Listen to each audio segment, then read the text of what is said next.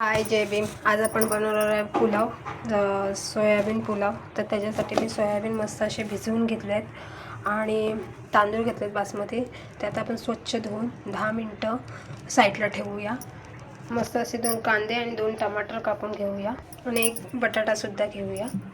बघू शकता मी कांदा टमाटर कापून घेतला, 1 बटाटा कापून घेतला आहे. आता आपण रेसिपीला सुरुवात करू. माझ्याकडे जे जे खडे मसाले आहेत मी ते सर्व घेतले, तुम्ही बघू शकता. आता मी कुकर ठेवलं, त्याच्यामध्ये आपण आता तेल टाकूया. तर जेवढे खडे मसाले घेतले ते सर्व आपण त्याच्यामध्ये टाकून घेऊया. माझ्याकडे जेवढे मसाले तुम्ही ते सर्व घेतले आणि 1 बिर्याणी मसाला घेतला, तो आपण ह्याच्यामध्ये टाकणार. कांदा टमाटरची ग्रेव्ही करून टाकूया मस्त. कांदा टमाटर मस्त फ्राय झाला. आता आपण त्याच्यामध्ये सोयाबीन टाकूया. भिजलेला बासमती तांदूळ टाकूया. मस्त आता याला 2 शिट्या येऊन देऊया, 3 शिट्या येऊन देऊया.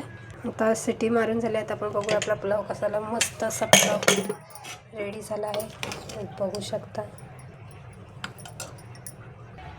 मस्त असा पुलाव झाला. या जेवायला. बाय.